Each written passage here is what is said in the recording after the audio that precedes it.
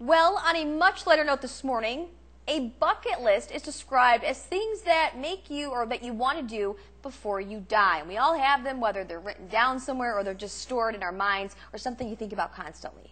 Well, us here on the Morning Crew, we have them all as well and decided to start cracking at them every week, kicking it off this morning with Joe. And I remember we were sitting in a news meeting and we kind of came up with this concept of where do you want to do? And the first thing I thought of is I've forecasted for, I've worked at 7 and 4 for 12 years. I've done thousands of forecasts for Beaver Island, but I had never been there before. That was your very first reaction was, you know, I've never been there. Right. And so I decided I really wanted to go to Beaver Island, and so we did. And here's what happened. Our journey started in Charlevoix at Island Airways, which has daily flights to the island. Our pilot is Bob Anderson, and he gets to fly to Beaver Island a lot. A year? Well, 10 to 15 a day, probably. Wow. Maybe 5 days a week. I was just one of 28,000 people that Island Airways flies to Beaver Island in a year.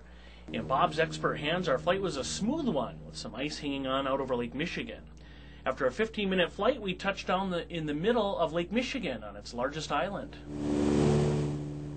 Steve West with the Beaver Island Chamber of Commerce met me and gave me the grand tour. We started at St. James, which is the main town on the island, and also where the ferry from Charlevoix arrives.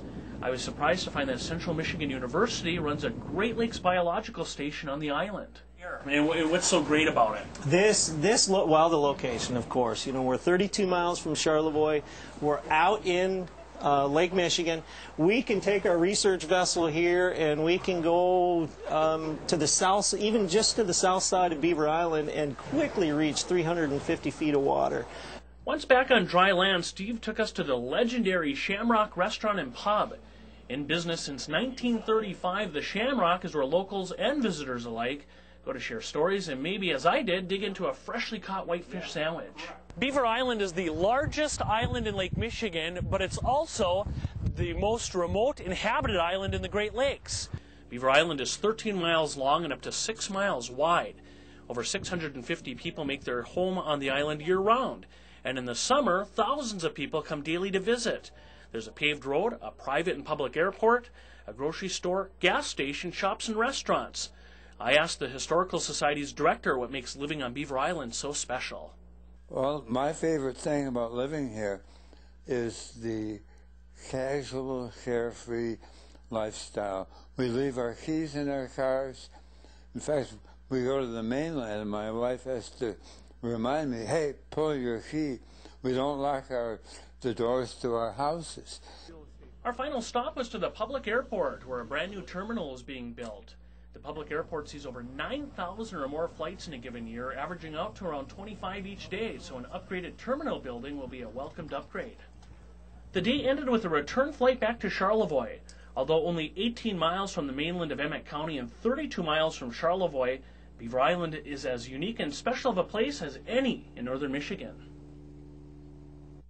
That was great, Joe. Well, thank you. You know, you really don't know until you go there. I mean, it's a full functioning island, and they tell me, and I mentioned in the story, it's the largest, it's most remote inhabited island in the Great Lakes. Right. Wow. And it's out there, and you know, they encourage people to come and visit.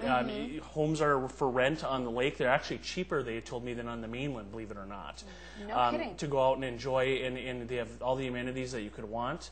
And it's just a great place to go. They were telling me to come back in July. They have a great 4th of July parade. Are you going to go, maybe? I'm looking at it. Well, that's what I think we're going to do. So we'll probably head back when, you know, we're not on work. But Sure. It was great, and I'm really thankful for Steve West, the director of the Chamber of Commerce, there for taking us around, showing us. And maybe next time you go, take the ferry, kind of a different mode of transit. Yeah, the ferry, too, out of Charlevoix. 2-hour ride across, but it's great. So. All right, well, I'll have weather here in a minute. All right, thanks, Joe. And make sure you tune in next week because, like Joe, we all have bucket lists, so I'm going to be climbing a certain northern Michigan landmark to scratch that off my bucket list. I'm going to give you credit for this one. This is going to be intense. Yeah, so remember.